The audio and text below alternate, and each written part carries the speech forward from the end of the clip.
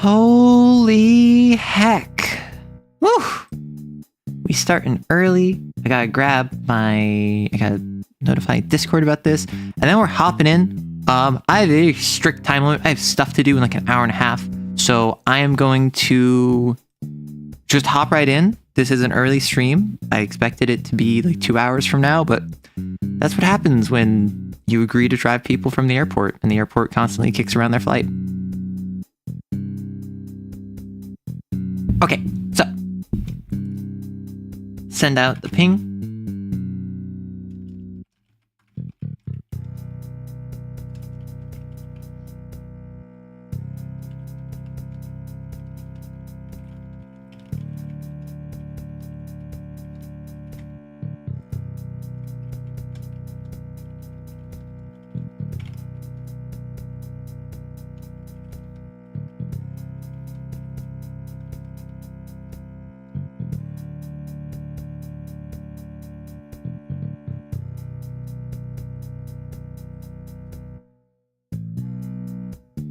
So, with that in mind, now that is situated, how can I comment on a member? Listen, apparently it's not a member stream. Apparently the member stream broke. Oh well. Well, I have a habit of that whenever this happens, I just go, never mind. YouTube decided members are cringe and made this public. Hop in. Yeah, so normally, this is a members only stream, and it shouldn't be accessible to all of my viewers. However, sometimes when I set up a stream and I say, hey, this is a members only stream, and YouTube says, yes, this is a members only stream, then it just makes it public. And I've gotten in the habit of anytime this happens, I just don't shut it down. I don't restart it. I don't do nothing. I just kind of go like, hey, I guess you're reading Faust now. So, welcome on in. Hi. Unexpected, but this is just a chill stream where I read Faust and I lose my mind at how nonsensical the plot is. Plot of Faust thus far. We are on Faust Part 2, Act 4. We have, what is this?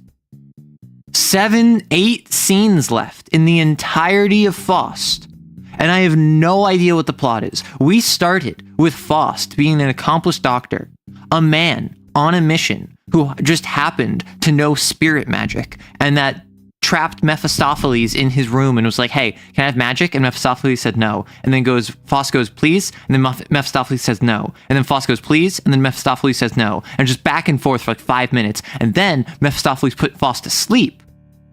And then Mephistopheles ended up making a deal with Faust where he signed with a blood pact. And then they went around just screwing with people. And then Faust got an elixir of like eternal youth so that he would be like much more long-lived and also youthful. But it made him fall in love with the first woman he saw. So then he spent a bunch of time simping over this woman that he's never met before because he thinks she's the most beautiful woman he's ever met. And then Mephistopheles was bro and helped out. And then Faust kissed her and like stabbed her brother. And then Faust ran off and became like the court wizard of the emperor. And then the emperor made paper money, which apparently is the work of the devil, and that having a federal reserve that is like lent out in paper notices used for currency in the general populace is bad. And then now we're trying to find Helen of Troy because Faust can't keep it in his pants. And it's like, clearly the most beautiful woman of all time was Helen of Troy. So I need to go find Helen of Troy, because what is the most like desperate thing to do after a breakup? That's right. Go after a rebound that's out of your league. You're already confused. I'm confused too. Don't worry. So that is the summary of Faust to this point. I thought it was, ooky spooky, funny man makes a deal with the devil. No, it is ye old simping. It is wizard duels with the devil. It is paper currency bad, return to gold standard. Like, it's a lot. And I will say, the flow is fire. However, that does not excuse for a piss poor plot. Scene 1. A high mountainous region. Strong, jagged, rocky peaks. A cloud comes sweeping through the peaks and settles upon a projecting plateau. It divides, and Faust advances. Down gazing on the lonely depths beneath my feet, I on this high-peaked ridge have purposely stepped forth, leaving my cloudy car behind, that bore me well, through days of sunshine over land and sea. Slowly, but still compact, it draws me from away, trailing in volumed folds along towards the east. The eye, in admiration lost, strains it. It parts in wave-like motion swayed from change to change, yet working to shape the wild. What's this I see? On sun-illumined cushions stately reclined, of more than mortal size, a godlike woman's form. Wait, is this just... What's her face from Dark Souls? You know the Guinevere from Dark Souls, just on sun-illumined cushions stately reclined of more than mortal size, a godlike woman's form. This is just the average Dark Souls 1 player's reaction to Guinevere. I always wondered how Faust is just the German name for fist, like who names their child that? So, there is a historical representation of people naming their kids weird things, particularly in times of crisis. So for instance, like naming your kid Hardy if a bunch of your other kids died. So you're naming your kid to basically like give them luck. Maybe you named your child Faust so that he could punch real good. And then he ended up becoming a nerd, so it really didn't work out that well. Or maybe it's like an ironic self-identification. Maybe Faust is his chosen name, and his dead name is like Hans or something. And so you have this untraditional, non-traditional... I will say, naming yourself Fist is a very non-binary thing to do.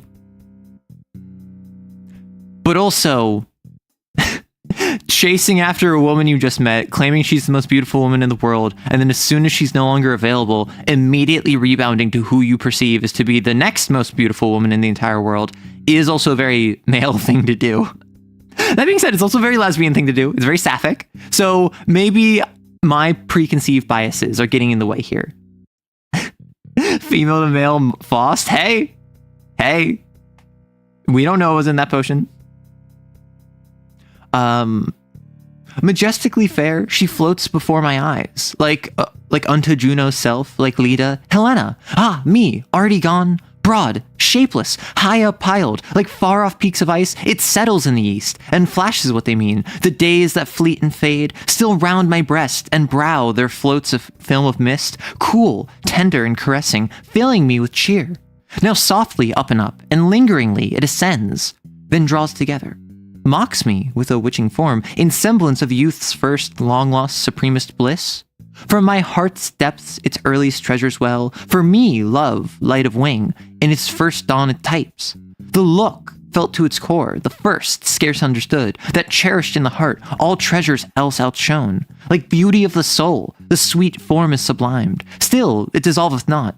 Into the sky it soars, and with it bears away whatever is best in me. A 7-league boot comes clamping in, followed presently by another. Mephistopheles steps out. The boot strides away rapidly. So, am I to understand that Mephistopheles just rolled up in bigger boot, a la SpongeBob, the animated feature from like the late 90s, early 2000s, where just like a giant boot swings by and Mephistopheles pops out like Cinderella coming to the ball from her pumpkin, and then the boot just dips. I've heard weirder in this story. We've come on at a rattling pace, but what's your fancy now? What drags you down at this disgusting place? All gasping chasms and gruesome crags, though not where now it is, I know it well, for 'twas in very sooth the floor of hell. Your stock of silly legends never fails. Again you'd mock me with these idle tales? When God the Lord, why, all too well I know, hurled us from out the sky to depths profound, where fires etern shot from their central glow, great sheets of flame that circled round and round, we found ourselves, neath that too copious light, together jammed in most unpleasant plight. The devils fell a-coughing, all of them, uphill, down dale, they spat and voided phlegm. With acids and with sulphur stench inflated, that was a gas. Hell grew so much dilated, that very soon the earth's crust, flat as first, thick through though it was, with a great crash upburst. So things are all reversed, and this is how, what bottom was erstwhile's summit now, the good sound doctrine too, on this they base, to give what's undermost the topmost place. For we escaped from fiery bondage there, to lord it bravely in the upper air, an open secret warily concealed, and only lately to mankind revealed. This scene seems to refer to the scriptural allusion to Satan as a prince with powers of the air. So, are they like on a volcano? And they're just saying like, oh, it's lava and fire, so it's like obviously hell. What is he talking about? I don't know what he's talking about. Do you have any? You know exactly how much context I have.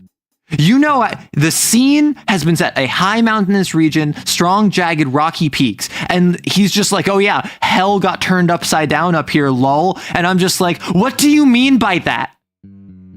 What's your damage, Mephistopheles? To me, our mountain mass is nobly dumb. Me too, Faust! Me too! I neither ask them whence nor why they come, when nature in herself has grounded. Deftly the earthly ball she shaped and rounded, with crested peak and rifted gorge she played, mountain with mountain, cliff with cliff arrayed. The hills she molded next, and sloped their steeps into valleys down with gentle sweeps. Then growing in verdure followed, spasms of fire, she needed not to work out her desire.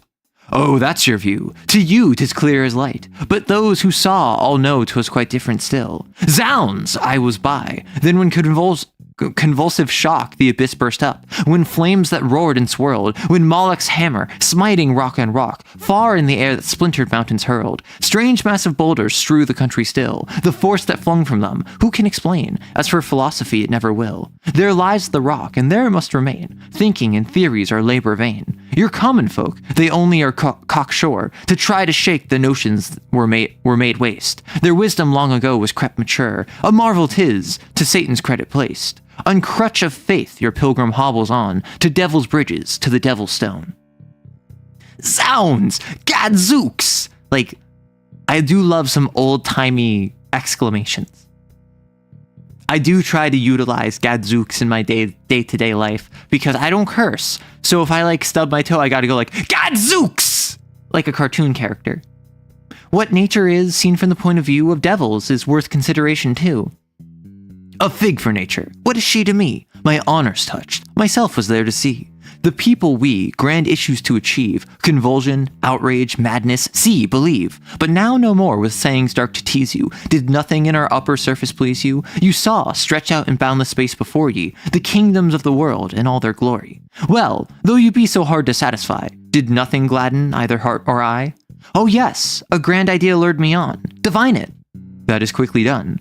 I'd seek me out a city which was in all urban horrors rich. Close crooked lanes, high gabled peaks, cramped marketplace, kale, turnips, leeks. Shambles, where blue fly swarms and feasts on carcasses of well-fed beasts. There will you find at any time, odors and bustle both sublime. Vast squares I'd have, broad streets, that go to make up an impressive show. And lastly, where no gate confines, suburbs that spread in endless lines, of carriages I should have store, to keep up an incessant roar, and cheer me with the eternal flow, of ant swarms bustling to and fro, and let me ride, or let me walk. I still should be the pride, the talk, of thousands wherever so I went. I can't believe I'm getting members-only content for free. Yeah, it's not as if I would release this for free after the stream is over anyway. And you're just as confused as members are. No one has any idea what's going on here. I don't even think I don't have an idea. You don't have an idea. Members don't have an idea. Like, Mephistopheles doesn't have an idea. Faust doesn't have an idea. I don't even think Goth has an idea. Such things can bring me no content. One's pleased that men should multiply, and in their way be fairly fed, but be even trained and taught. But by and by we find that thus are only rebels bred. Then, all for my delight, I'd rear a pile, where breezes freshly blow, suburban style, hill, woodland, meadow, field and glade, into a glorious garden should be made, smooth velvet lawns, enclosed in walls of green, with shady groves and winding walks between, tumbling cascades from rock to rock that leap, with water jets of every varied sweep, majestic soaring some, with all around innumerable sprays that hiss and splash and bound, a dainty snug retreat I'd next prepare, and lofty a bevy of fair women there. We're through the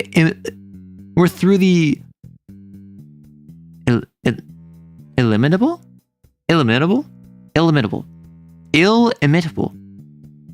We're through the illimitable hours I could enjoy the sweetest social solitude. Women, I say. Oh no, Mephistopheles, it's 2026. Do not give me your opinion on women. Women, I say, for be it understood, I never, never can my thoughts encumber with the dear things, but in pure number, probably plural. Yeah, plural. Vulgar and vile, serendipitous? Sardinopolis. What does Sardinopolis? That sounds like a Roman sardine. You know, like, Sardinopolis. How goes the water campaign? The marine campaign. Glub glub. Thank you, Sardinopolis. I appreciate you and all the work you do to the Empire. Good. Oh, if one might divine for your purpose. High beyond a doubt it is, and noble too. Beyond a doubt it is, and noble too. I just repeated myself. When you were sailing to the moon so nigh, was it craze for her that wafted you? Not so. There's still a scope for great achievements on this earthly sphere, things that shall make my memory dear, bold deeds alone my energy can sate.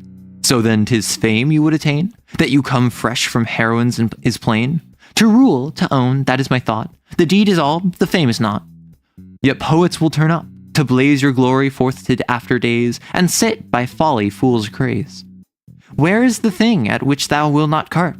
How shouldst thou know what man desires? Thy odious nature, bitter, caustic, sharp. How should it know what man requires? Well, go your own way, since you must. To me the full scope of your whims entrust. On the sea's wide expanse I turned to look. It heaved as from within with sullen roar. Then it drew backward, and its billows shook, to storm the broad reach of the level shore. And as a tyrant, overbearing mood, jars the free soul that rides the wrong to sea, excites the feelings, stirs the passionate blood into a ferment, so that anchored me. I deemed it chance, the scene more closely eyed. A little while, then backward rolled the tide, but from the goal so proudly reached withdrew. But come the hour, the sport begins anew. Honestly, them having conversation just kind of sounds like a rap battle. So the reason it says, why is there a Faust wiki? Why is there a wiki for Faust? Is this an extended universe I didn't know about? But like, it sounds like a rap battle because it's at a meter and rhyme scheme, right? Like, you could put this on a beat and it would be like slam poetry. It would be rap. It would be spoken word because it has a rhyme scheme. It has a meter to it. Oftentimes it has internal rhyming and not a lot of alliteration consonants because at the end of the day, it is trying to provide information more than it is trying to fit the rhyme scheme. But much like a Shakespearean sonnet, once you get into the rhythm of reading it, it has this flow to it, which is why the flow of Faust has been one of my favorite things. It's just so pleasant to read. However, I'll finish a chapter, I'll finish a scene and be like, I have no idea what just happened. Why are the sirens here? Why is Chiron here? Like, why is Faust not present? Like, there's so many different things in this play that just make me have no clue what's going on. And at this point, I'm just here for the vibes and to finish it. I'm not even here because like I necessarily care. I'm here because I'm just like, what happens next?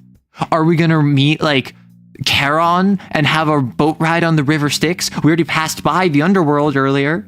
Are we gonna meet Zeus and Zeus is gonna show up and be like, yo, Faust, I like your game. Like, let me give you the power of the F-boy. And Faust is like, my name already starts with F-boy. And then Zeus is gonna go, yo! And then Faust is gonna go, yo! Like, is that gonna happen?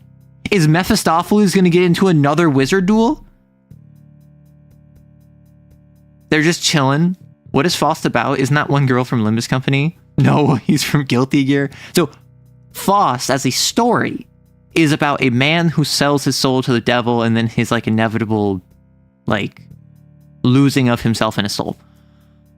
Functionally, what I've been reading for the past 8 streams, I have no idea. It's a buddy cop wizard show. It's a buddy cop wizard play where a egotistic, entitled simp who thinks he's the smartest guy in the room and presumably has no game. So Faust is an incel, first of all, makes an actual literal deal with the devil to have tail and like to have game and get tail. And then it doesn't even work because he can't control himself and he stabs his like wooing partner's brother. And also, paper currency is the actual literal work of the devil. That's what I've learned thus far. What I've learned is that the only way to be pure from the influence of Mephistopheles is to return to a bartering system. So basically, Light Yagami from Death Note. At least Light gets to pretend to be smart. Faust, every single time he does something, either makes a mistake, is confused, or gets Mephistopheles to do it for him. Faust has yet to do anything intelligent outside of binding Mephistopheles in their first meeting. He had a ward set up to capture a spirit, and that's all he's done thus far. While it's wild, it's honestly less coherent than I thought it would be. I thought Faust would be shorter. I thought it would be more concise. And I thought that, oh yeah, it meandered a bit. Like there was this weird interlude where after they make the deal, Mephistopheles takes him to a pub where Mephistopheles just casts illusions to make a bunch of drunkards think that they're drinking the finest ale and champagne. And then it turns out that they're not drinking anything and then they laugh at them. That's not come up again. That wasn't relevant in any capacity. I think that was literally Mephistopheles just getting bored and being like, hey, Faust, want to see something funny? And Faust being like, sure. And then Mephistopheles just screwing with some people for his own amusement. We met like the biblical Lilith who just showed up and then left. There have been sphinxes. We went to Greece. We're in Greece?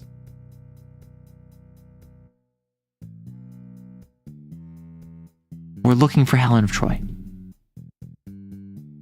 We're looking for Helen of Troy. You agree money was made by the devil? As we can see, the things that happen from the... I like how the old books are so good, but also so dumb. Like, The King in Yellow. Obviously not as old as Faust. It's 1890s. Coherent. Was telling specific stories. It was a collection of short stories. But each short story was coherent. A couple of them sucked. Not gonna lie, I did not like all of them. But a lot of them I did like genuinely enjoy. And if you had told me that like some of the King in Yellow short stories were written like within the last 30 years and they were just set in the 1890s, I'd believe you. Because like they were good enough that I could connect with them. The Monkey's Paw kind of skipped characterization in favor of getting the plot along. But ultimately, like, it got the job done. It was coherent. I understood what was going on. Faust, I have no clue what's happening. And that's before I get into, like, what? Like, the Walpurgis Night? The multiple dream sequences that just happen. Classical Walpurgis Night dream. Like, I'm confused before we hit the dream sequences, and then you hit me with like 3 different dream sequences, all of which are a wink wink nudge nudge to the audience, making historical allusions to make Goth seem smarter and to ground this in the culture and mythology of a wider world, but has no relevance on Faust, his soul, the plot. Not that there is a plot. Did Lilith do anything? No! She didn't!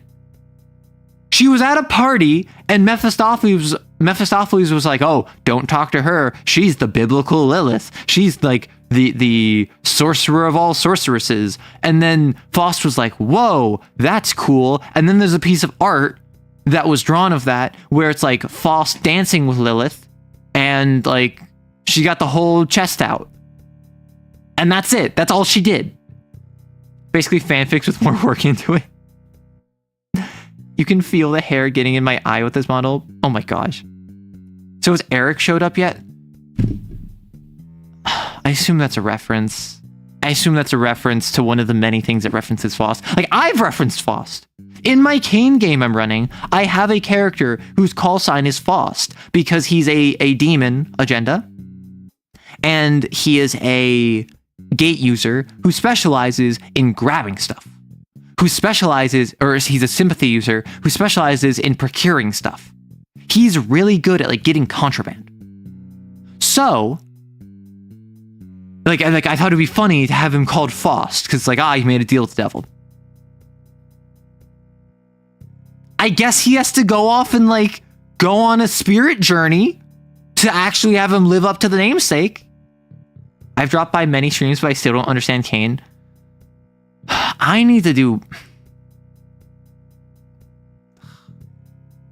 could do a proper full-on introduction to Kane.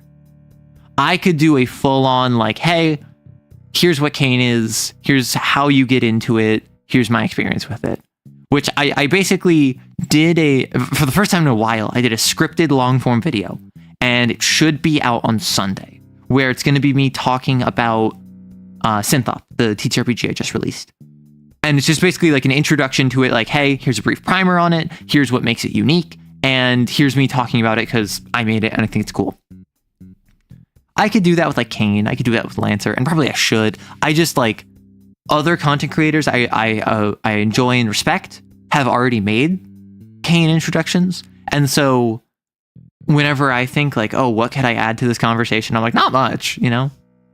You got to go to Greece. Yeah. You got to take a Greece random mythological diatribe. Characters clad entirely in red with bombastic personalities, so present in RPG, all mini Mephisto. I mean, Mephistopheles is the archetype of the devil.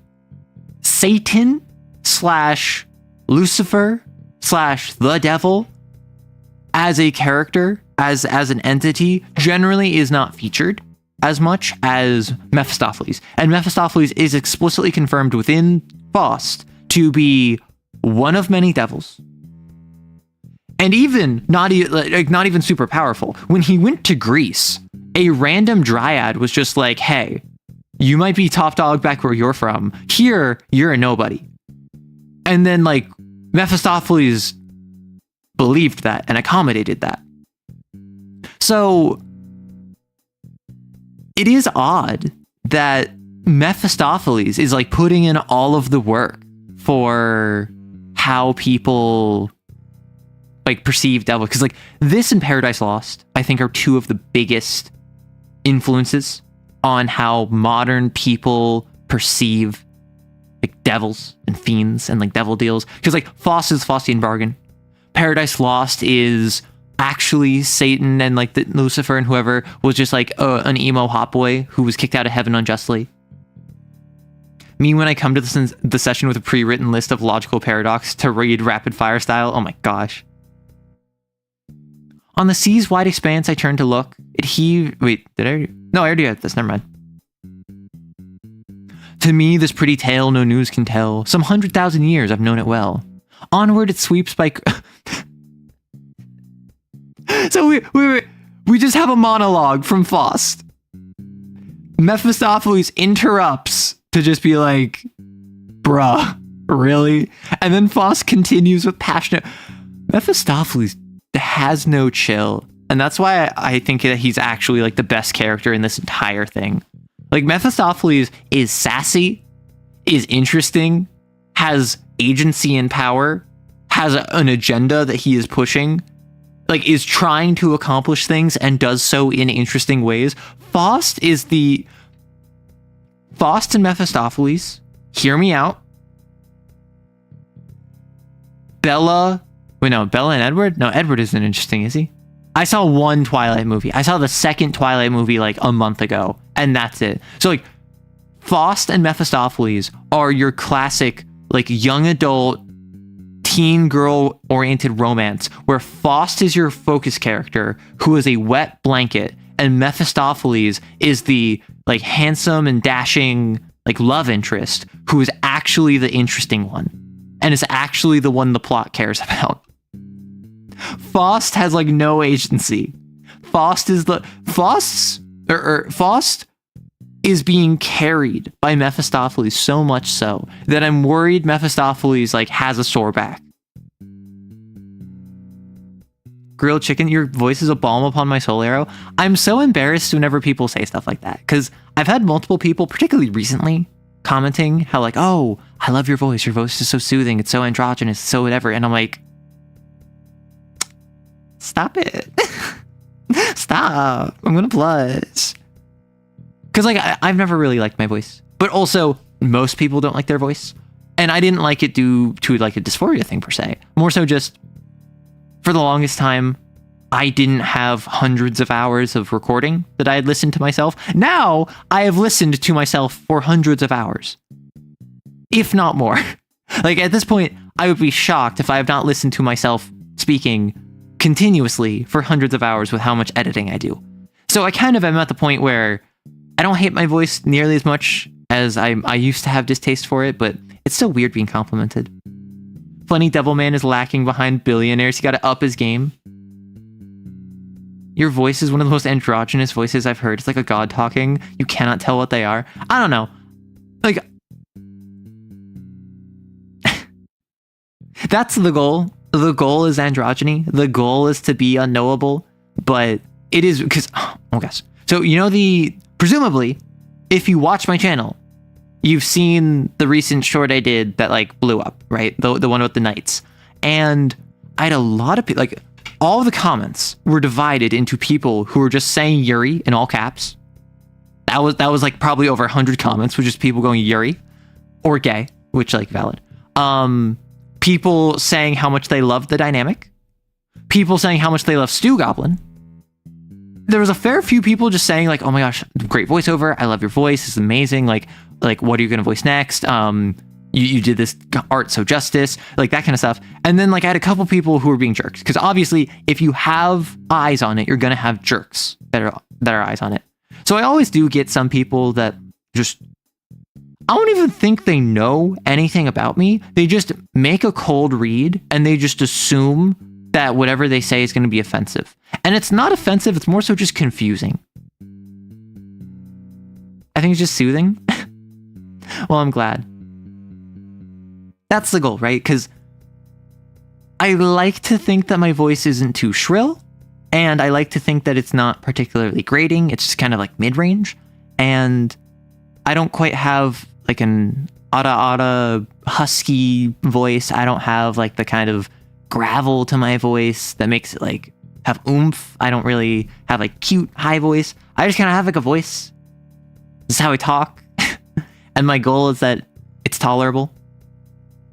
From what you said about Faust, I feel like Mephistopheles is working too hard for whatever Faust's soul is worth. So, King Bling, Faust made a deal, which was basically, Mephistopheles, you will be my servant so long as I am alive. And then once I die, I will be your servant. So it's the idea of Mephistopheles is willing to put up with this for like 10, 20, 50 years, because for the rest of eternity, he can do the same thing to Faust. The whole point of the bargain is Faust feels like he has an amazing deal. Faust gets a powerful spirit bound to his service. And yet, like just Pascal's wager, you know? Infinite torment at the expense of temporary benefit. Faust is a switch? No, Faust is a simp. Like, we all know no simp is anything but a bottom. I don't know if that's a controversial take, but that's my take. My take is that if you're a simp, like if you're someone that like pursues a woman that you haven't met before, call her the most beautiful woman in your life, and then when she either like dies or rejects you or leaves or whatever, you just turn to the next most beautiful woman and you're like, you are the most beautiful woman I've ever seen, marry me. You're not a top, I'm sorry. Maybe you're a switch, but like you're not a top. I don't feel like Faust is going to make a good servant. I don't think so either. I think Mephistopheles realized very quickly he did not get the benefit out of this he thought he would. Faust is proposed as like this genius doctor who the entire town respects, and as an academic, he has an understanding of the mortal world and of the unnatural immortal world. He's not going to heaven, But that doesn't mean he doesn't have a firm grasp of hell. But like, as he's progressed, he's just been a simp that gets up to shenanigans and asks his devil familiar to do stuff for him. You just got an ad just as you started to respond to your comment. Oh, I'm sorry. Onward it sweeps by courses numberless, barren itself to squander barrenness. Now swelling, growing, rolling on it drowns in desolation leagues of wasted downs. There riots wave on wave with wanton force, then ebbs, and nothing's been achieved, of course. I might despair to see the aimless ways such lawless elements exert their sway, yet no despair shall my resolve benumb. Here I might struggle, here might overcome. Might? Shall? However the waves run high and fleet, gently they lap around each hill they meet, rage how they may and proudly domineer, still puny heights their crests against them rear. And puny chasms to suck them down are strong, straight plan on plan into my mind's gain throng. Mine the joy, of joys most precious be, back from the shore to bear the imperious sea, the bound to narrows of the watery track, and far into itself to thrust it back. My plans I shall develop bit by bit. You know my wish. Behold and further it. Drums and warlike music are heard behind the spectators in the distance on the right. Who are the spectators? Who? Is it you? Is it chat? Is it me? Is it me, the reader? Is it the phantom audience that is meant to be here for this play? Because this is a closet play. If you don't know, a closet play is a piece of written work that is written like a play, but is meant to be read as stage directions. It is not meant to be enacted. In the opera, Mephisto comes with his own servants, disciplined and all. I really don't see Faust doing that. Maybe this would be better as an opera? I can't say I've ever seriously considered going to the opera before, but like, if I know the plot of Faust, like, lackadaisical in its discipline as it may be, maybe I could find enjoyment from the operatic rendition of Faust. You know? Oh my gosh, that would cost like $5,000, wouldn't it? And I would have to like wear a really nice outfit, and I would have to have those like those binoculars that are on the little stick that I have to hold up to my face and go like, yes, the artistry of this is quite verbose, if I do say so myself. Like, that's how I imagine opera people are. The opera is so fire. So when you say the opera, do you mean like the Faust opera or just opera in general? Because I am someone who, despite the fact I have my preferences, I don't think many forms of art are inherently more valid or better than others. I have my preferences, and there are certain forms of art that I am opposed to by like surrounding nature. For instance, AI generated art is something where, for the ethical, environmental, economic, and just creative bankrupt reasons, I have issues with it. But I don't think that like something being AI art inherently means it can never be good. I just think AI art as a category has extenuating factors, which means I'm never going to support it until those factors get solved. So in the same way, like, opera is something that I have no context for. I really don't know anything about it. So I'm not going to say that it sucks, but at the same time, like, it does not seem like it would appeal to me. So is Faust the guy with the beard or the funny hat? He's the guy with the beard. The guy with the funny hat is the devil, is Mephistopheles. Went to Pirates of Penzance a few months ago. Ooh. There are video renditions or just audio if you want. Watch along of the Faust opera. Oh my gosh. I could do a watch along of like a Faust opera, and I could grab one or more of my friends, and I could like pause every 15 minutes and say, okay, explain to me what happened. And then they would be like, yeah, so Faust made a deal with the devil. And then I'm like, okay, 15 minutes of 4 hours completed. Let's go to like the second 15 minutes. I saw a Faust movie recently. I mean, that doesn't surprise me. I feel like the legend of Faust has so far outgrown the original story. This original play is something that I was not expecting at all. I was expecting this to be way more focused. I was expecting it to be way shorter. I was expecting it to be way more like character oriented about Faust, not like the spiritual realm of Greece. I feel the same way about AI art. Vegans feel mostly about eating meat. It might taste well and good, but I just fundamentally reject it. Yeah, and like, I've seen AI art that is good. I've seen AI art that when I see it, I'm like, oh, that doesn't look like AI art, but it is AI art. And I think that the people who categorically dismiss AI art as never even looking good and always looking like slop are being close-minded, not because they're rejecting AI art, but because they're refusing to acknowledge that something that is like ethically bad cannot be aesthetically good. I've seen AI art that's good. That doesn't mean I'm going to support it. That doesn't mean that I endorse it. It just means I can recognize that, like, this looks good. Now, I'm not an artist.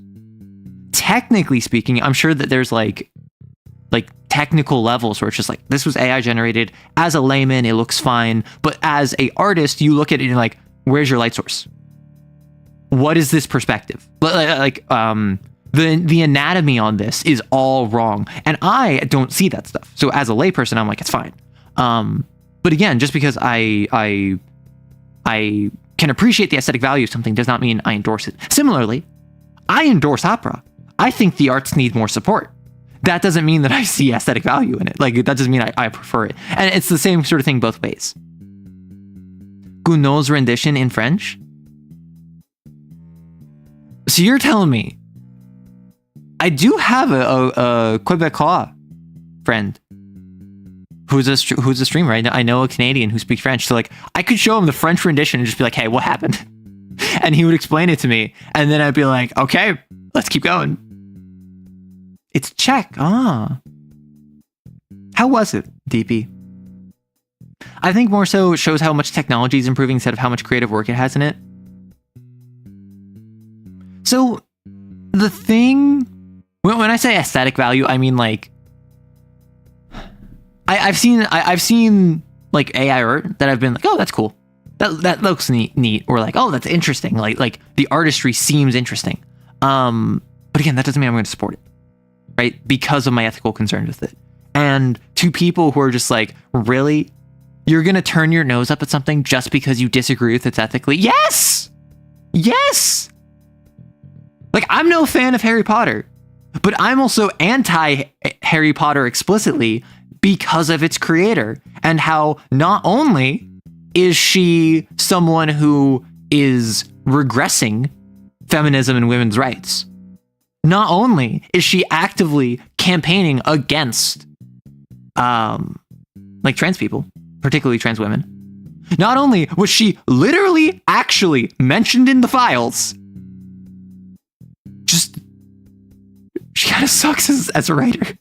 Like, I'm not going to say Harry Potter was bad, but when you have a species designed around being servants that say, oh no, we like being servants. Don't free us. It makes us uncomfortable. We like being in a position where we are hurt and abused in order to facilitate the economy of a ruling class. And then you have the audacity, after the series is made into a major motion picture, famous with characters that are archetypal, that are actors who are tied to the characters intrinsically, to make the one character who advocates for that servant class's rights not only be laughed at, but also just like be like, oh yeah, she was actually black the entire time.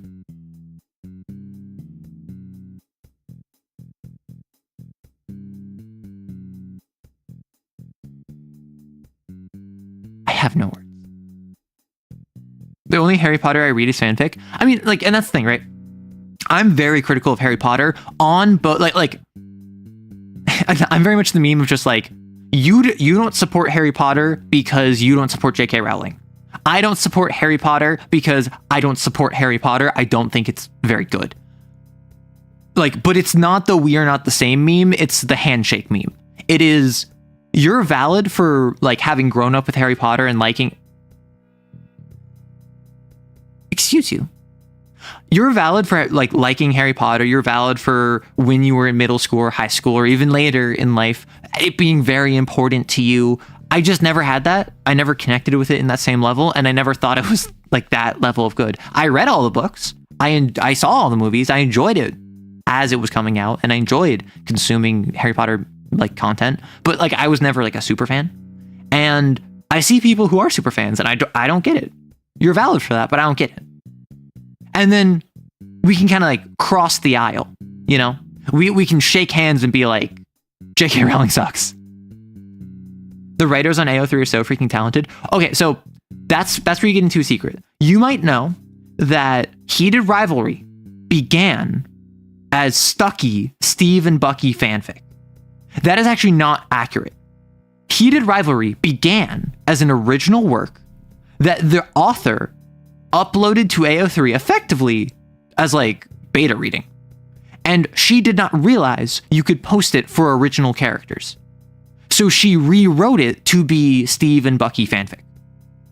Like keeping all the same plot beats and all of that stuff.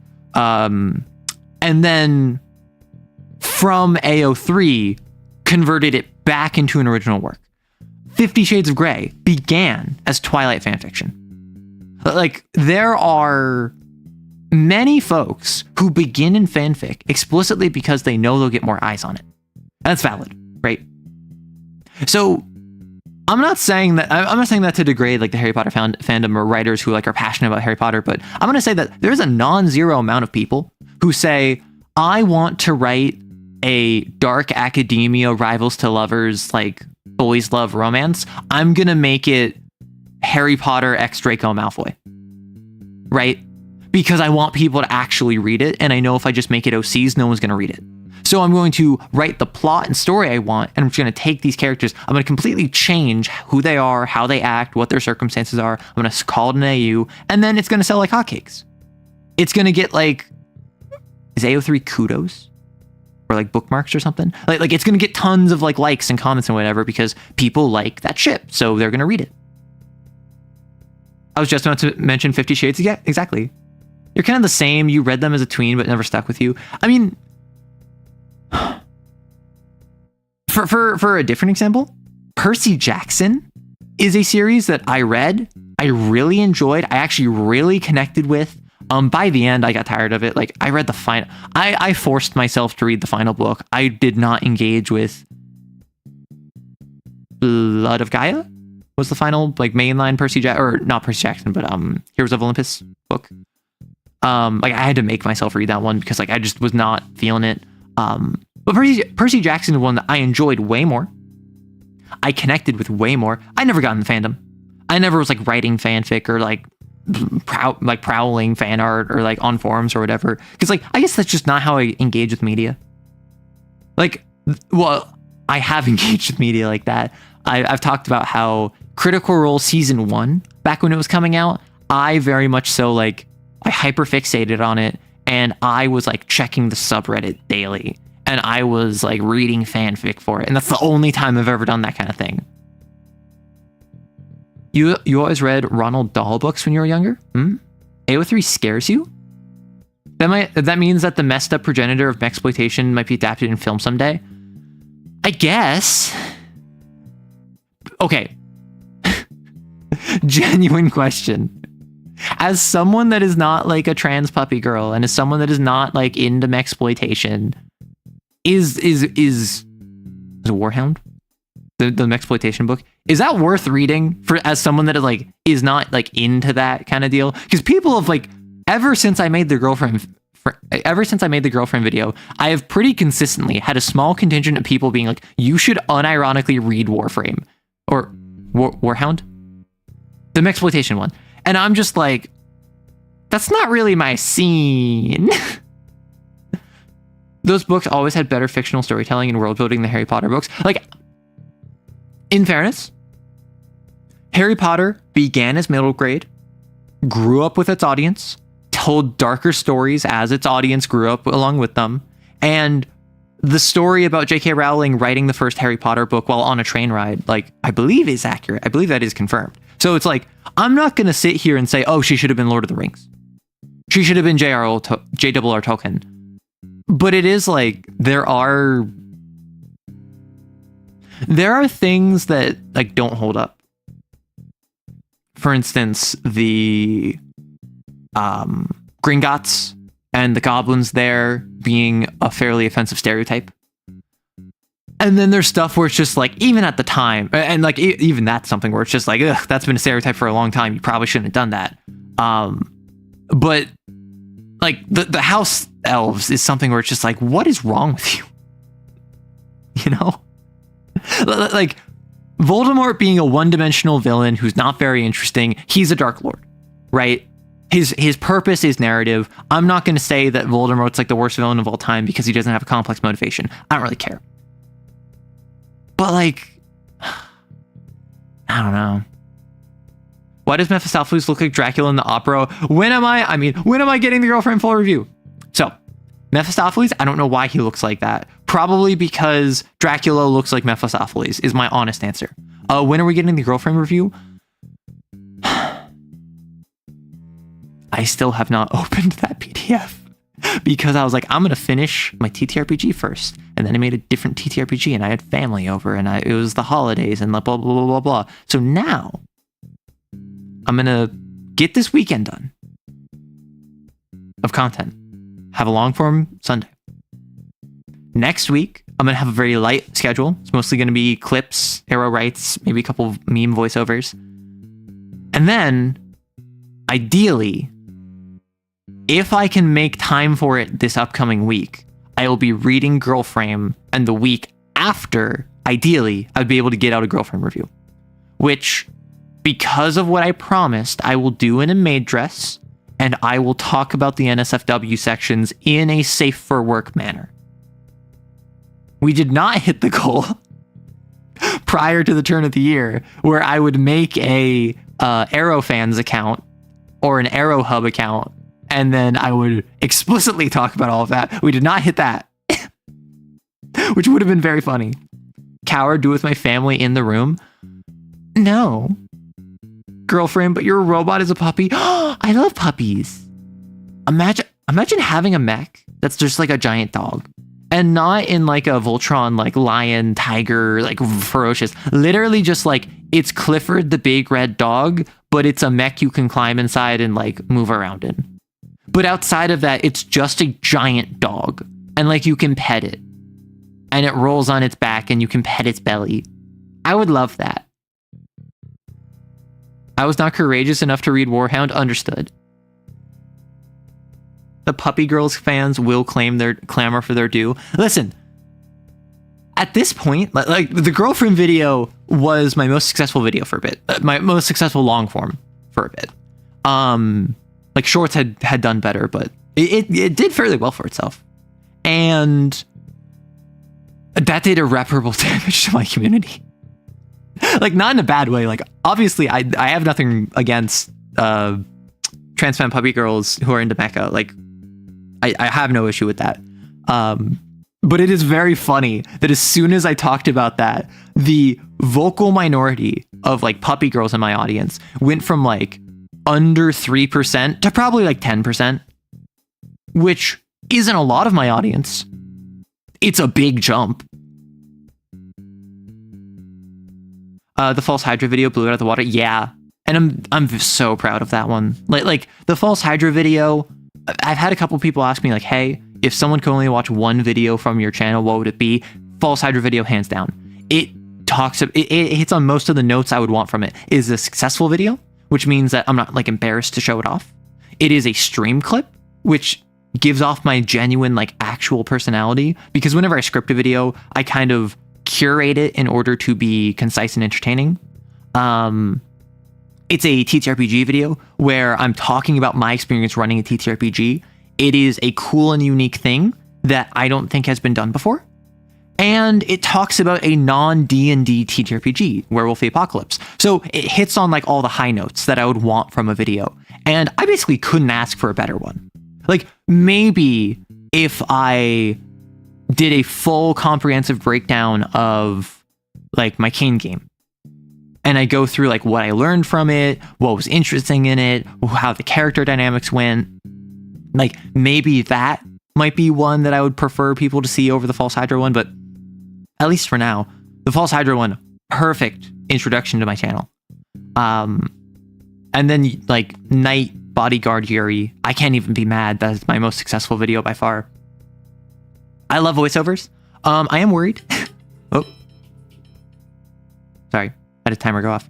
I am worried that now there is like, I just got like 5,000 subscribers from that. I'm not a voiceover channel. I'm a channel that makes voiceovers. So I am worried that my views are going to suffer because my videos are now going to be pushed to folks who don't want to watch TTRPG content. But luckily, it was a fantasy, like D&D style voiceover. So hopefully the overlap is there. I don't know. Oh, hi, hello. Hello from Brazil.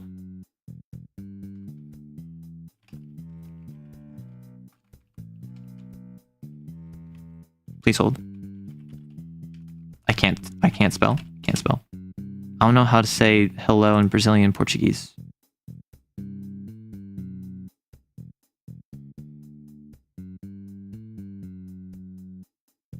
Olá? Olá? Oi? Are those... I just looked up like how to say hello in Brazilian Portuguese. Hello there, spelling is hard. It is hard. Also, I never said hi to everyone. If you're in chat right now, say hi, and I will say hi back to you. Hi Gato, hi Caffeine, hi Eduardo, hi Some Dude, hi Crassitator, DP, Cantus, Cool Beans, King Bling, like everyone who's here, whether you're lurking or whether you're typing or whether you're watching the VOD. Hello. Goodbye. Bye. Oi? Or like hola? Hola. I thought that, wait. Because when I see like O-L-A, I see hola, which is like Spanish, like hola. Brazil numero uno. Yeah, I have a lot of Brazilian fans. So I do want to like, I do try to incorporate like Brazil Pog into some of my stuff. That's why when I was making a Lancer game, and I made a Lancer module that if I want to release, I'm going to have to like rewrite it. Like I made it before I had a firmer understanding of Lancer, so I would want to rewrite it. I would want to streamline it. That being said, like I made one of the characters like Brazilian. He has a Brazilian Portuguese name. He has, I think it's Gavera gum that he just like constantly chews on. So like I do try to like give my flowers to the countries that I have vocal supporters from. So like that is obviously the US, Brazil, with a fair few German viewers, the UK. They kind of sound the same. Oh, okay. Hola. Because all I know, like I don't speak Portuguese, or not obviously, but like I don't speak Portuguese. I do know that it is a very common thing for tourists to go to Brazil and attempt to speak Spanish. And that is like, at best, it's considered misguided. The thing is, Portuguese can end up sounding a lot like Spanish. I mean, they're both Romance languages, and they're like European countries are right next to each other. So it doesn't surprise me at all. I made John Brazil. I did. Because like Brazilians, shout out. Like anytime I mention Brazil in any capacity, I'll just get like 3 people that are just like, Brazil mentioned. And then I'm just like, you got it, bro. What if I made a video talking about Brazil in the World of Darkness? Because like because the World of Darkness, apparently Brazilians love the World of Darkness. Just like Germans love Shadowrun, Brazilians love the World of Darkness. And so there's a ton of meta plot stuff going on in Brazil, particularly surrounding the Sabbat, because the Sabbat controls most of Central and South America. So I could give like a primer on that and just be like, hey, shout out to the Brazilians. Let me tell you how like kindred are abusing you. Do it. Did you just make him Atlas like the best Brazilian? Jetstream Sam. Oh, Jetstream Sam, he's Brazilian, isn't he? No, he is a communications officer in the Lancer module, and on the ship you're on as Lancers, he is a target of pirates that are trying to kidnap him to sell him to SSC because he has a favorable genetic profile. So he's actually the person you're trying to protect from pirates. All right, I'm reading Faust. Yeah, I have to go in like half an hour. Heads up. Oh, nothing easier. Hark, these drums afar. How? War again? All wise men shrink from war.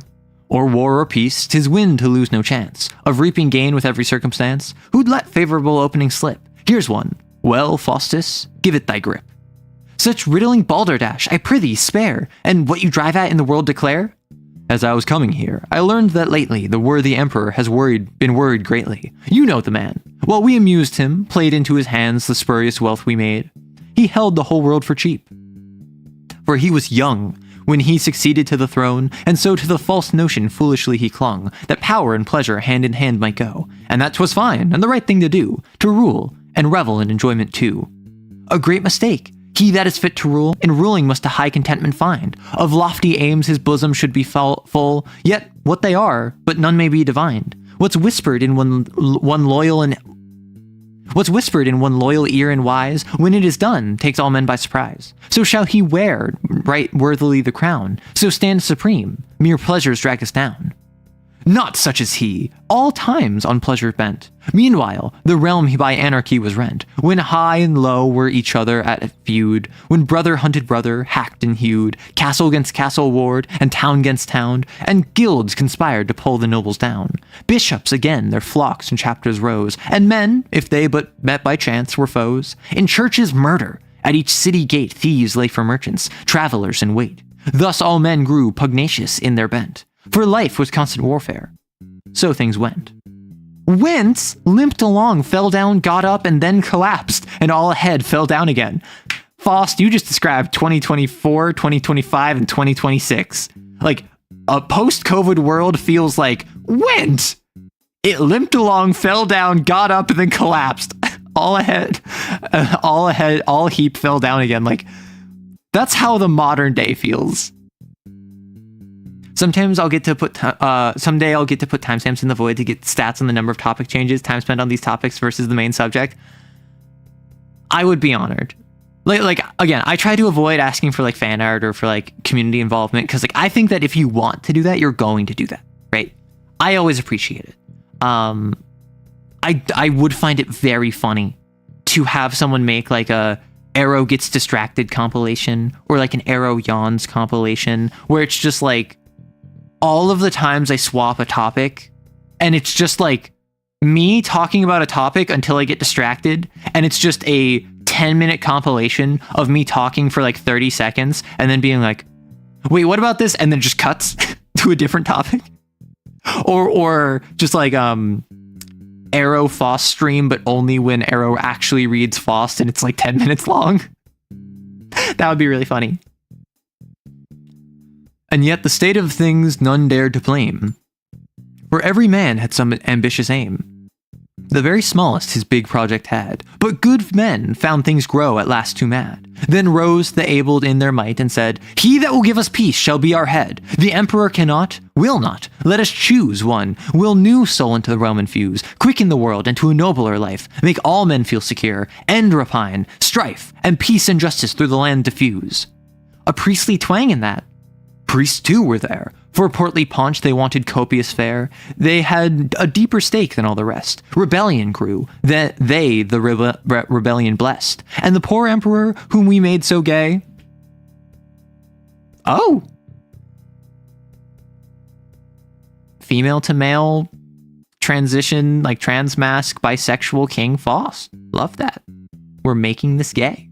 The woke agenda strikes even Faust. To the battle moves, perhaps his last today. It grieves me much, so good, so frank was he. Pshaw, where there's life, there's hope. Come, let us see, let us but get him clear of this close valley. He's safe for life, with one successful rally. Which may the dice we tumble, who can tell? Come, luck, then vessels they will come as well. They climb up the central mountain peak, and look down upon the army drawn up in the valley. Drums and military music resound from below. Ha! The position's chosen well, I see. If we strike in, he's sure of victory. What now is in the wind? Deceit, magic illusion shows that cheat. Warcraft, by which all battles are won. Think of the work you wish begun, and to your grand idea cleave. Save for the emperor his throne and land, then kneeling from his hand in fee receive a limitless expanse of ocean strand. You've compassed many things. You've compassed many things, 'tis true. Well, go on, win a battle too. No. You're to win it. You must play the general-in-chief today. An honor truly to command, where I just nothing understand.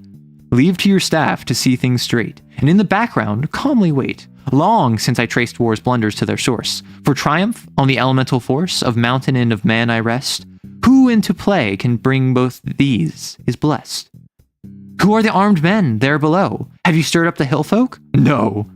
But like good Master Peter Squence, a not very obvious allusion to the Peter Quince to Midnight Summer's Dream, who became the Peter Squence of a German farce. I thought he was on a cliff. Okay. What I've picked up, they're on a volcano. That's why hell is upside down, right? We're all like kind of assuming that together, right? It's fair to say they're on a mountain, maybe a volcano. They heard war drums in the distance, and Mephistopheles explained that the emperor, who he was the court sorcerer of, was so focused on revelry that the people revolted against him. Now, the army is loyal to the emperor, I think. And so, no, the army is the rebellion? And Faust was basically like, I want land. I want to be a vassal. I want territory. And Mephistopheles was like, okay, win this battle. And then Faust was like, okay, win this battle for me. And Mephistopheles said, no, you are winning this battle. You need to be the general and don't even do general things. Just let your staff handle it for you. You are just going to get all the credit for being the head general here. And Faust is like, pog. That's what I've gathered. I thought Faust was on a cliff because a cloud spat him out at the beginning. I don't know. And by the way, as someone who is storytelling in Vampire the Masquerade in Brazil and is a fan of the meta plot, in theory, the military dictatorship is the Anarch's fault. Okay, I'm not gonna lie.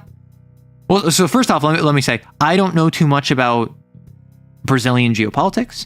I know that broadly speaking, there's a lot of class disparity, which, where isn't there? But that's something where World of Darkness keeps doing this, where they're like, actually, did you know this real life bad thing is the fault of vampires?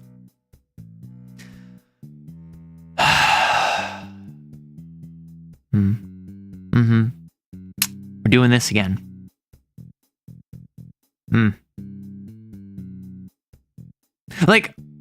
Let people be evil for once. The World of Darkness paradox, I think, or is it back to White Wolf? Are we back on White Wolf running modern V5? They knew not to touch World War II. They knew hey, World War II, that was all humans. That was not kindred, that was not vampires, that was just human evil.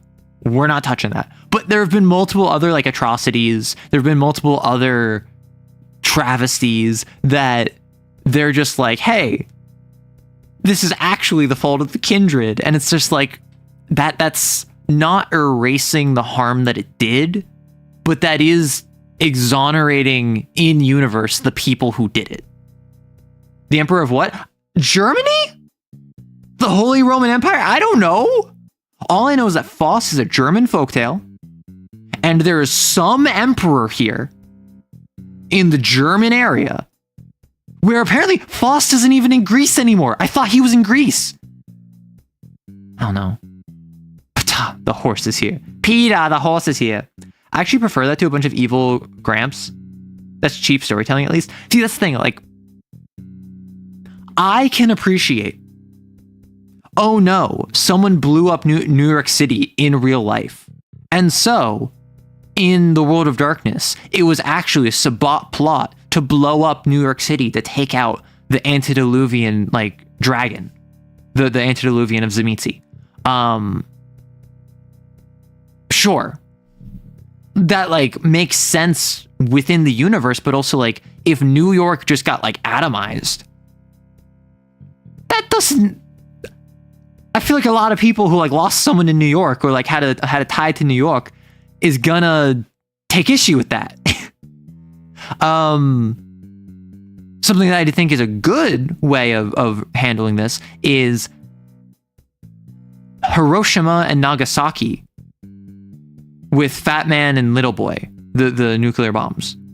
they were deployed by the American government, which obviously has kindred in it and like all of that nonsense. But like ultimately, I think it was a human decision, human evil. Because the Shadowlands in Wraith the Oblivion is predicated off the idea of how much you remember something, a travesty like the bombing of Hiroshima and Nagasaki are so pertinent that the ghosts of Fat Man and Little Boy were brought to the Shadowlands. And then in the meta plot, the ghosts of these 2 nuclear bombs were used in the Shadowlands against other wraiths. So you have this influence of how can we take real world human evil and translate it into our game? We can make it so that the consequences of real world evil is brought up in the game. Yes, the ghost nukes. We're not talking about the Kingdom of Wire. We are not bringing up the Kingdom of Wire. Just going to say that right now if you know what that is. If you don't know what I'm talking about, watch Burger Krieg. Watch him talking about it. It's a yikes and a half. Like, it's interesting from a... That is certainly one of the ways of all time you could do this. But I'm not talking about that. The cloud spat him out in knot grease. Man, it would have been so nice if anything in the play indicated that. Unless I'm... Like, I have an audience. You can tell me I'm dumb. You can tell me I missed the very obvious thing where Mephistopheles goes, it appears that where the wind doth blow, we find ourselves back in Germany below. And then it's just like, oh, okay, cool. In wild talents, they have different axioms that define the world. Black is moral clarity, blue is weirdness, gold is societal impact, red is historical inertia, how much they can alter history.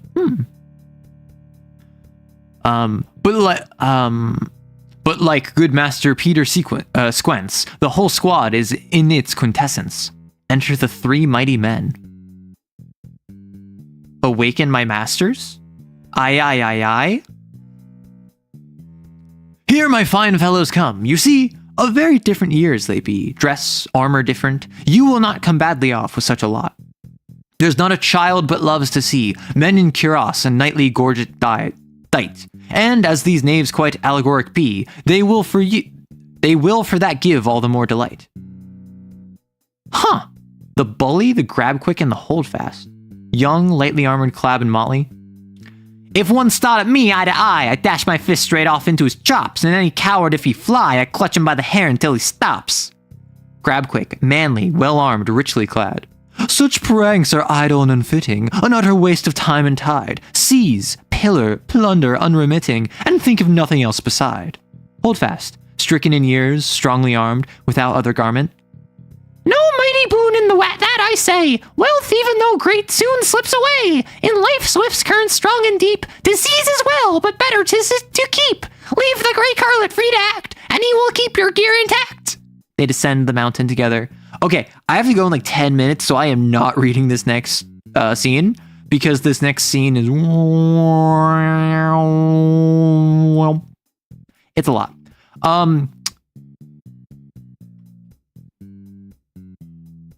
I don't know what happened. Like, I understand they're on a mountain.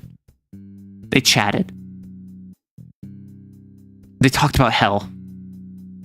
And then they're like, hey, want to go start a war? Or want to go, like, hop in a war? And Faust was like, no. And Mephistopheles was like, get in there, champ. Here's a bully, a grab quick, and a hold fast. Gabagoo. I'm not well versed enough in English to understand Faust, sorry. You're fine. I am not well versed enough in English to understand Faust. Basically, what happened is Faust, after having made a deal with the devil and like going around doing all this stuff, the emperor he is the court wizard of got overthrown, or is like being overthrown by a rebellion.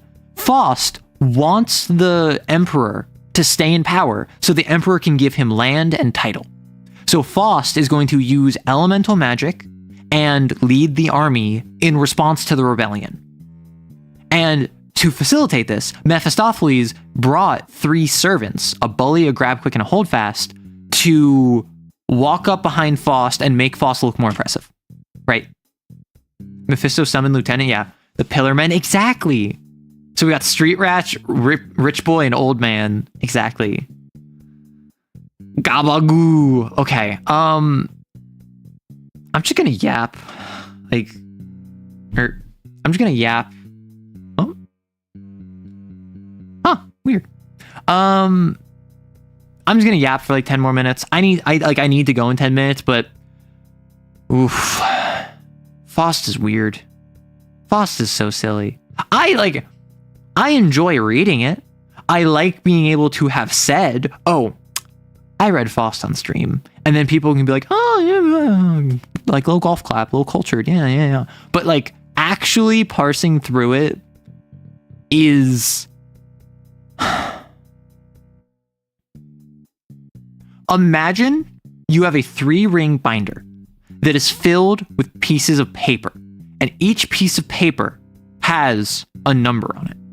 And then someone throws the binder at you, and so all the papers fall out of it. And you have to sort through all the papers to grab 1, and then 2, and then 3, and then 4, but that's a pentagon? I can't find 5.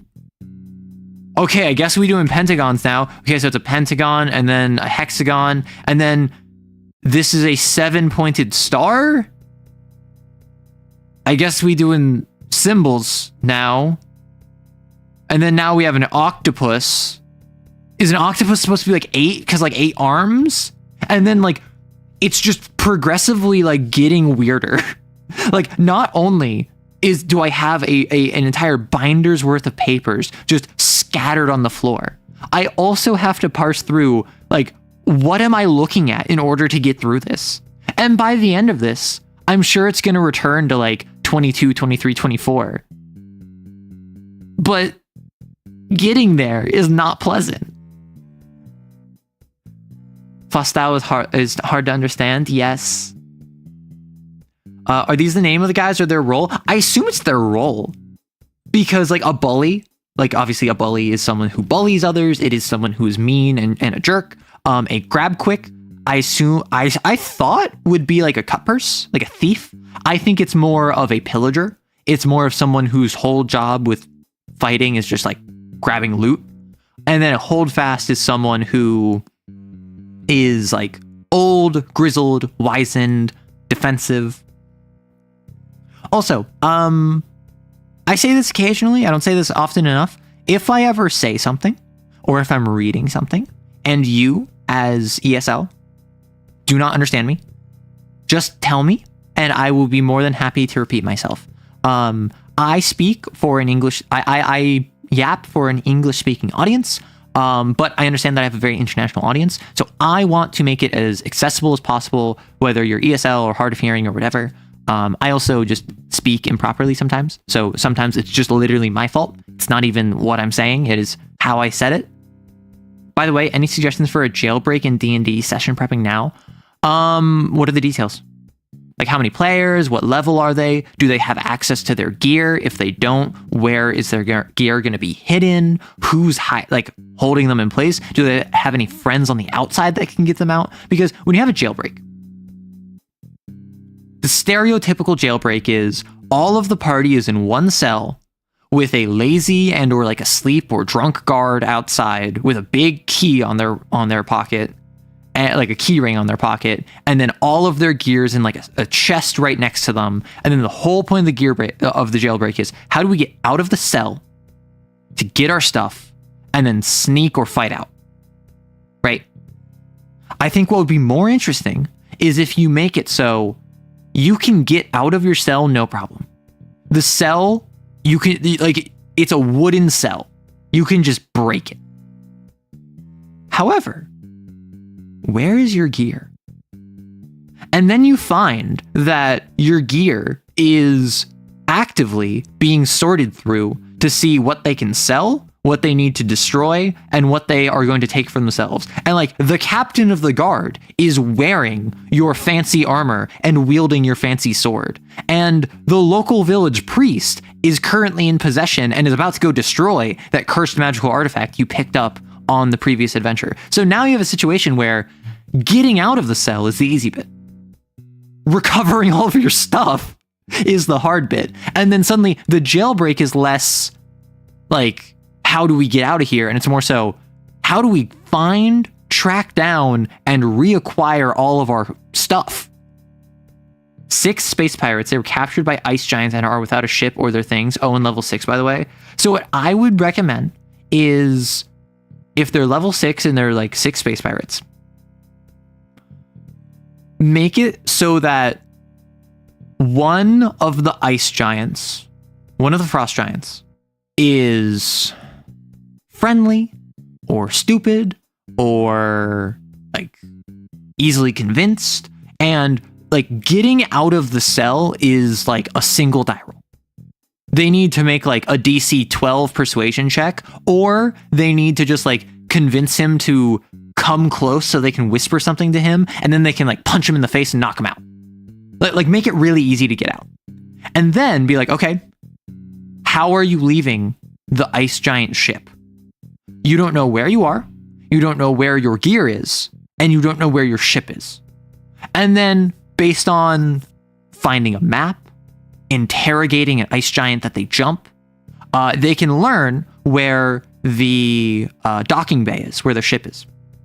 They can find that all of their gear was taken to the armory, except the one really important mission critical piece was taken up to the captain's quarters.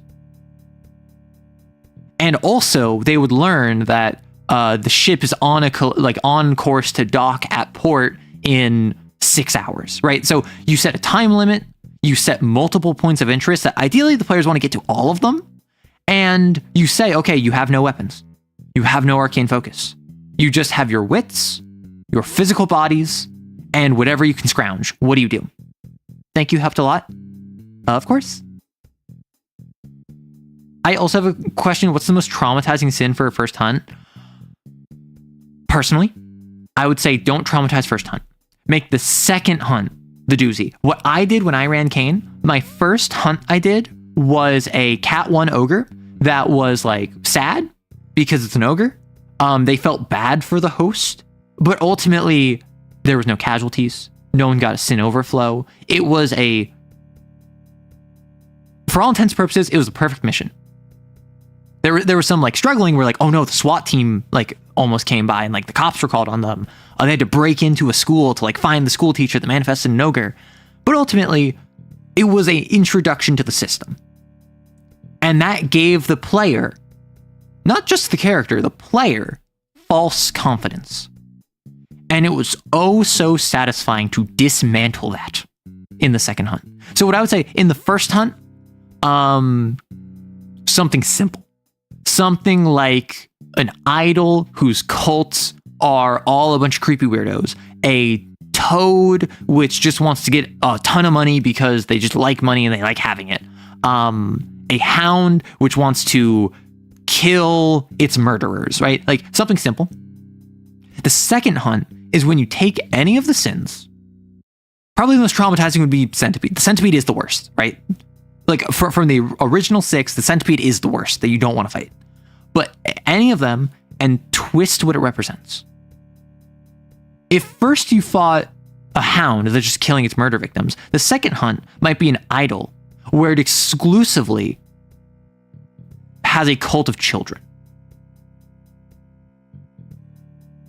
And it's like some older person who like lost their kids and like instead of manifesting a lord to like reclaim the kids that they lost, they manifest an idol because they want the like attention or like maybe an older woman who feels like she's past her prime, and so she exclusively targets like 18 to 19-year-old young men as her cult, and you give off really weird creepy vibes of like she's obsessed with this idea of being pursued by younger men.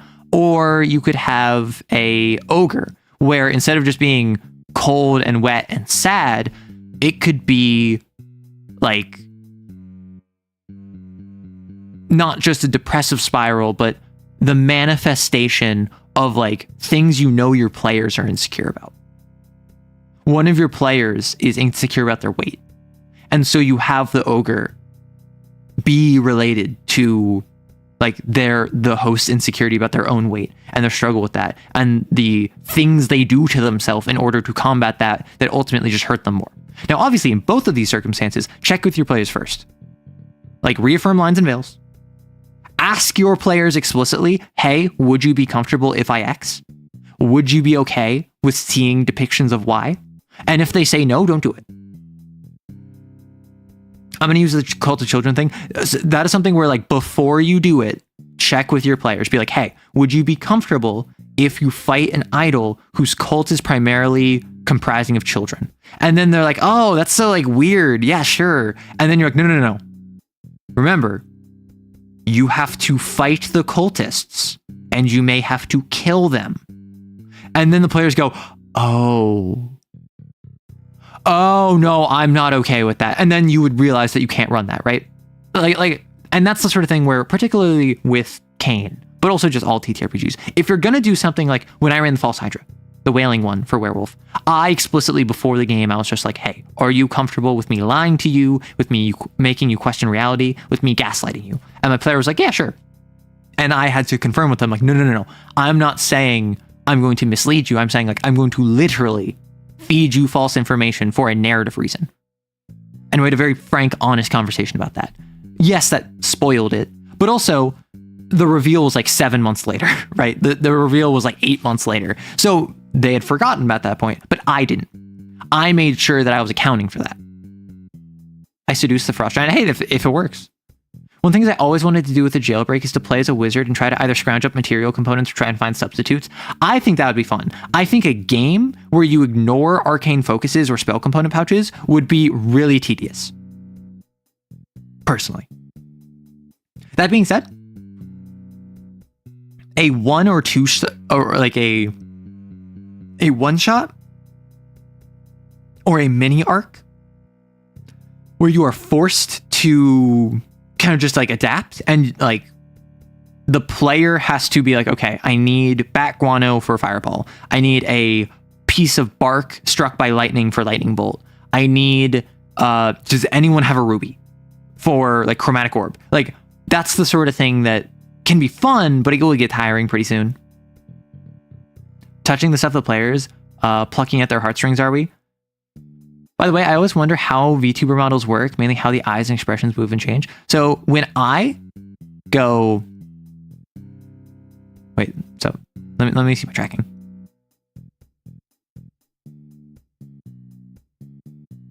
This is literally my eyebrows moving. I don't know why my thing's being weird. So when I go... This is me frowning. I can also do toggles where it's like, I'm happy, I'm sad, I'm shocked. Oh my gosh. And that's all stuff that like, that's not controlled by my face. That is controlled by a button that I'm pressing. But the software I use, VC Face, has a system in place where I can have it automatically track my expressions, where I have my neutral, smile, shocked. Why is it not shocking? It's not working. Frown. Not working. You saw what I meant though, right? Like, this is my frown. This is my shock. So automatically it tracks my face. Like I have like my phone is set up tracking my face, and it is attached to my computer, where my computer has a camera pointed at my face reading my lips. And so I have a dual input setup, which is typical, right? For VTubers, where you have like an iPhone for tracking, and much in the same way that modern phones, when you just kind of like pull them up to your face, they'll automatically unlock with Face ID. That is what this uses for tracking my face. So it tracks like the corners of my mouth. It also like tracks my eyes. It tracks my eyebrows. So if I look like that, that's my actual eyeballs moving, right? VTubing is so cool. VTubing is like just the actual mechanics behind rigging is super cool. And I feel like a lot of people don't care about it, which is valid, but like VTubers are kind of a hyperfixation of mine, in case you couldn't tell. In case you couldn't tell. Anyway, I need to go. I have stuff to go do. And we got to chat about a couple questions after Faust. We got to read one scene, which, oh my gosh, it was a long scene, but I got distracted. Thank you so much for swinging by, whether you were chatting here actively, or you were just a lurker, or you're watching the VOD. Take care of yourself. there will be no... So tomorrow will be a Darkwood stream over on Twitch. Next week, there will be no Wednesday stream. I might be able to do my Wednesday stream on a different day. I'll probably do. Next week, instead of Wednesday, I will have a TTRPG chatting stream on Friday. Because, like, my father's coming over, so I'm going to be spending time with him on Wednesday. And then Friday, instead of Faust, I will just do my normal chatting stream. So expect, like, the same time next week. And then next Saturday, more Twitch. So thank you so much. Be on the lookout for a long form video talking about Synthops, the TTRPG that I recently released on this Sunday. And take care of yourselves. Bye-bye.